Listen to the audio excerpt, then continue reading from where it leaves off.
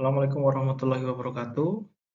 Perkenalkan, nama saya Umar Syarifuddin. Saya perwakilan dari kelompok POA 4 kelas AADA pada mata kuliah Production dan Operation Analysis dari Prodi Teknik Industri Binus Online Learning.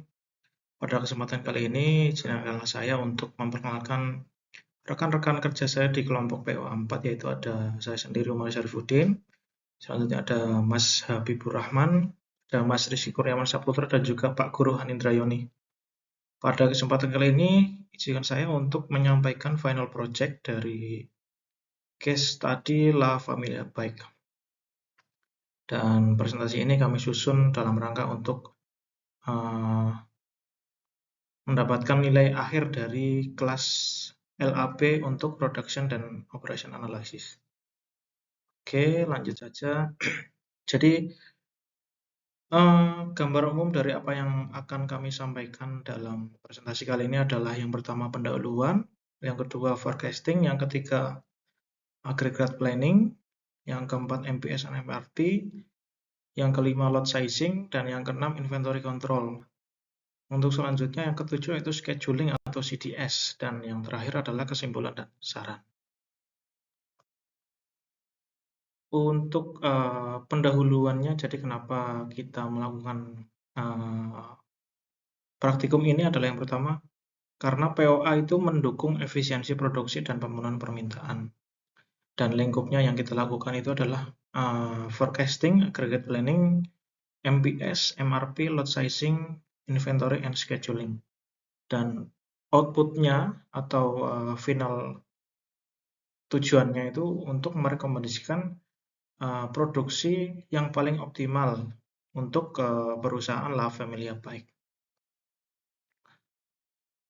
Dan tujuan analisis kita untuk hari ini adalah yang pertama untuk menentukan metode forecasting yang terbaik bagi perusahaan La Familia Bike.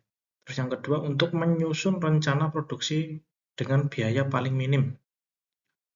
Dan selanjutnya untuk menjamin ketersediaan material selalu tepat waktu. Dan yang terakhir adalah untuk menurunkan waktu proses dan bottleneck.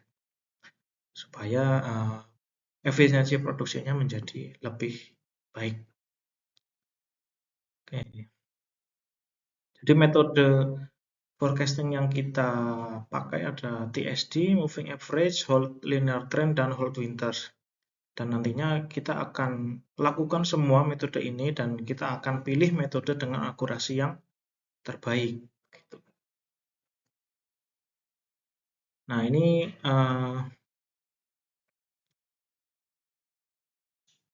aktual dan forecast-nya yang paling akurat dengan aktualnya, dengan kejadian aslinya adalah TSD dengan MIPI 1,205%.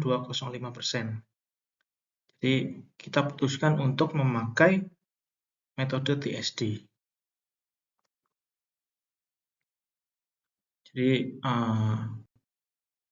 tracking sinyalnya itu berada dalam batas kendali dan pola permintaan meningkat, kapasitas juga harus menyesuaikan supaya trennya itu naik. Gitu. Dan untuk penjelasan selanjutnya akan dilanjutkan oleh rekan saya yaitu Mas Habibur Rahman. Silakan Mas. Baik, terima kasih kepada Pak Guru. Saya lanjutin materinya terkait dengan aggregate planning. Setelah kita melakukan forecasting, selanjutnya kita melakukan analisa aggregate planning, yang mana tujuannya ini untuk mencapai keseimbangan antara forecast tadi, kapasitas produksi tadi, dengan permintaan pelanggan atau demand-nya dengan biaya total yang seminimal mungkin dan seefisien mungkin menggunakan sumber daya yang ada. Nah, di sini kita menggunakan 4 metode analisis. Yang pertama itu adalah constant workforce, yang mana di sini tidak adanya hiring atau firing dan sumber daya yang ada atau tenaga kerja yang ada, tapi di sini kita bebankan kepada inventory yang selalu, yang mana inventorinya ada yang stoknya selalu berlebih atau tergantung dengan demand yang ada. Selanjutnya adalah terkait dengan metode overtime dan subcontract. Apabila permintaannya tinggi, maka dibutuhkan jasa pihak ketiga atau subkontraktor.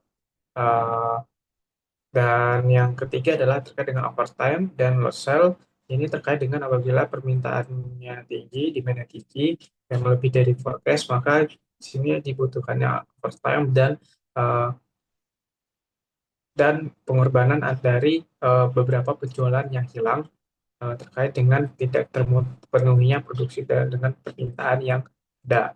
Yang terakhir adalah zero inventory plan, yang mana di sini adalah penimbangan inventorinya harus seminimal mungkin, dan juga di sini adalah yang dikorbankan adalah eh, penyesuaian antara tenaga kerja apabila permintaannya tinggi dibanding forecast, maka dibutuhkan hiring tenaga kerja baru, dan apabila rendah maka dibutuhkan adanya hiring atau pemutusan hubungan kerja. Nah, didapatkan dari empat metode tersebut dengan biaya paling terendah adalah di Zero Inventory Plan. Dalam metode ini kita dapatkan terlihat detail cost metode yang didapatkan dengan total yaitu ada 192 M. Namun kelemahannya tadi di sini kita membutuhkan penyesuaian tenaga kerja sehingga akan uh, berdampak buruk mungkin ke citra dari perusahaan terkait dengannya ada hiring atau firing atau terkait dengan turnover tenaga kerjanya. Dan selanjutnya itu dengan menggunakan metode ZIP ini, kita membutuhkan data forecast demand yang seakurat mungkin dan juga risiko kekurangan produk terjadi bila permintaan yang naik secara mendadak. Di sini kita membutuhkan overtime dan juga tenaga kerja yang mana kita harus hiring lebih banyak dan ada kemungkinan terjadi delay dalam masa ini. Dan didapatkan juga ekspektasi income-nya ada di 617 miliar dengan menggunakan metode ZIP ini. Setelah kita menentukan aggregate planning-nya dengan menentukan metode yang telah kita tentukan tadi, selanjutnya kita adalah menentukan master production schedule. Begitu kita menentukan terlebih dahulu BOM-nya, assembly chart, dan product structure. BOM sendiri ini merupakan bill of material atau dokumen yang terkait dengan kebutuhan komponen, subkomponen, quantity, dan uh, kode dari penggunaan komponen tersebut untuk mengetahui proses assembly dari komponen tersebut menjadi produk jadi. Nah, di sini kita telah menentukan juga assembly chart-nya sebelah kiri dan juga produk chart-nya, flow-nya dari assembly chart-nya bisa dibaca dari kiri kanan, dan produk chart-nya kita bisa juga baca di sebelah kanan ini terdapat produk chart-nya. Nah, di sini produk chart kita bisa baca dari bawah hingga ke atas. Setelah kita menentukan bomnya tadi, sendiri kita adalah menentukan masa produksi schedule, yang mana ini bertujuan untuk menyeimbangkan antara forecast yang telah kita tentukan dengan demand atau permintaan dari customer yang masuk dengan kapasitas produksi dan kesediaan stok yang ada. Di sini kita telah menentukan dengan safety stock yang kita punya itu adalah yang kita tetapkan adalah di 8.050. Terus on hand data yang sudah stoknya sudah ada sebelumnya ada 500, dengan lot size-nya ada di 1, dengan lead time-nya ada di 1 hari juga. Kemudian karena di pastinya ada 500, kita tentukan adalah PAB-nya. PAB-nya ini merupakan untuk mengontrol stok setiap periode, dan satu lagi kita menggunakan ATP atau Availability Promise untuk mengakomodasi pesanan baru tanpa merusak rencana produksi yang telah kita tetapkan tadi. Nah, setelah kita menentukan dapatkan nilai PAB dan ATP ini, kita dapatkan master schedule kita, di mana yang telah kita dapatkan di sini di bulan Januari 2022 kita dapatkan 48.379 batch untuk di perkiraan produksi di bulan schedule di bulan Januari. Februari ada 37.000 dengan menyesuaikan permintaan customer dan juga forecast yang telah kita tentukan. Nah, setelah kita menentukan master product schedule kita dan juga menentukan BOM-nya dan terkait dengan assembly dan product structure, ini kita menentukan master requirement planning. Nah, di sini akan dilanjutkan oleh rekan saya yaitu Mas Rizky. Ya, terima kasih Mas Rahman untuk penjelasannya mengenai Master Production Schedule. Di sini saya akan melanjutkan materinya, yaitu MRP atau Material Requirement Planning. MRP ini disusun untuk menerjemahkan rencana produksi menjadi kebutuhan material tingkat komponen melalui pendekatan dependent demand. Data input pada MRP ini mencakup 1.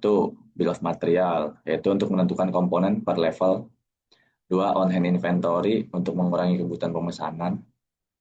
3. Lead time, untuk menentukan kapan pesanan akan dirilis. 4. Lot sizing, untuk menentukan ukuran batch.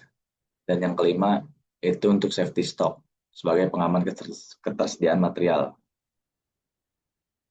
MRP ini menghasilkan itu plan order release atau POREL sesuai lead time backward scheduling.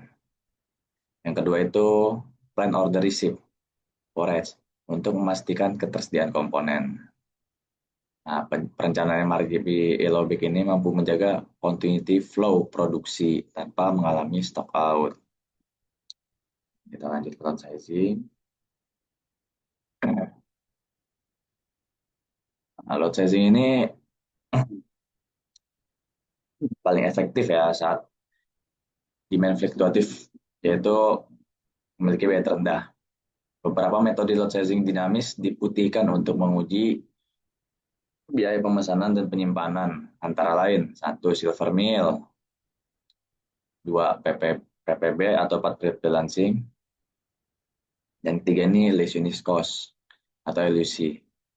Nah, pada kali ini hasil analisis biaya menunjukkan bahwa Silver Mill menghasilkan total biaya paling rendah, terutama efektif pada pola permintaan fluktuatif antar periode. Maka Silver Mill direkomendasikan menjadi lot sizing policy untuk komponen kritikal seperti hub, tire, dan lain-lain.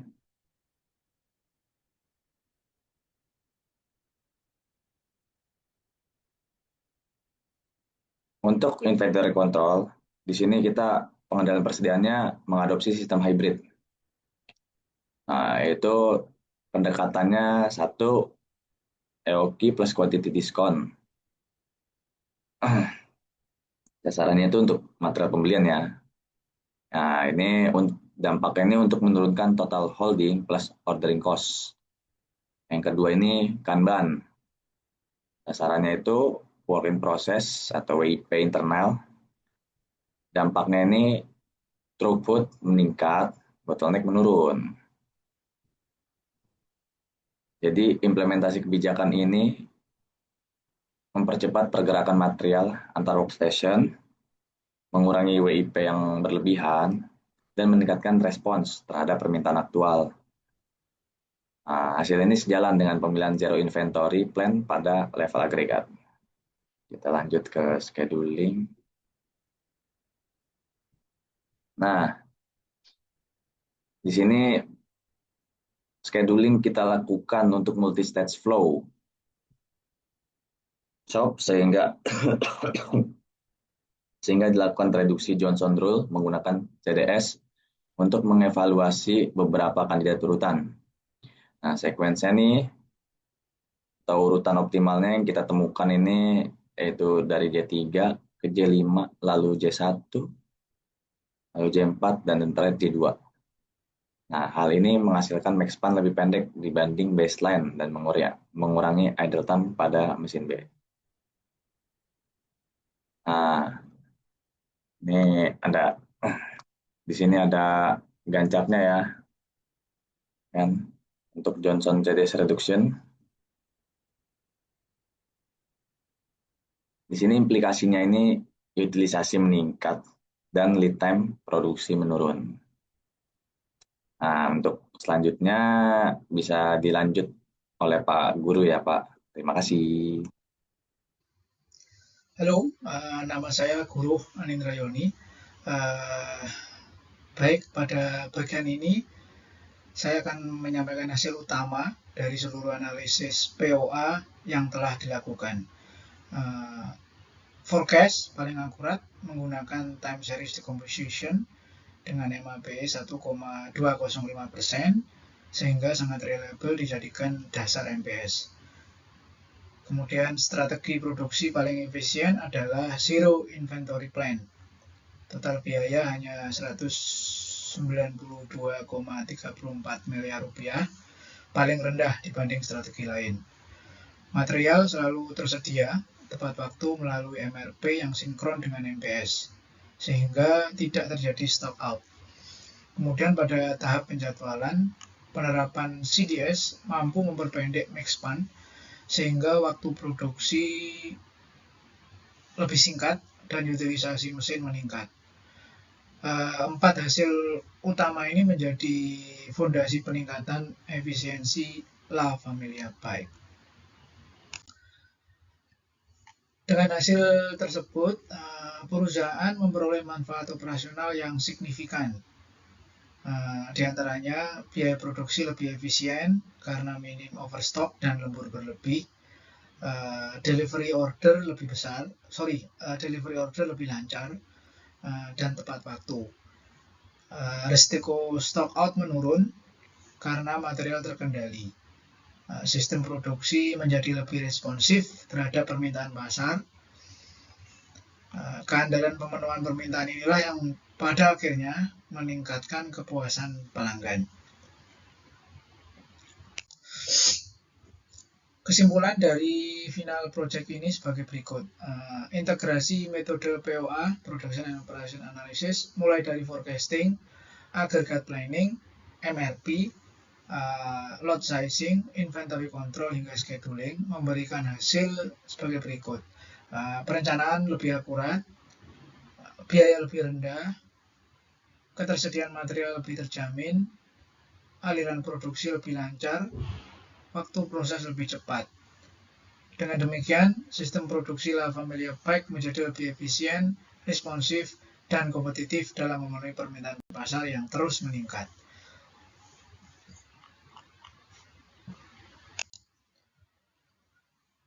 Agar kinerja ini dapat terus meningkat, kami memberikan beberapa rekomendasi. Yaitu evaluasi metode forecasting secara berkala, menyesuaikan perubahan tren permintaan, review aggregate planning per kuartal agar tetap optimal pada kondisi pasar dinamis, perluas penerapan Kanban pada workstation berpotensi bottleneck, penjadwalan menggunakan CDS secara adaptif apabila kapasitas berubah. Maka dengan continuous improvement, performa produksi dapat terus terjaga dan ditingkatkan. Demikian presentasi dari kami. Terima kasih atas perhatian Bapak dan Ibu. Kami siap menerima pertanyaan. Sekian dari saya, Guru Anindra Yoni.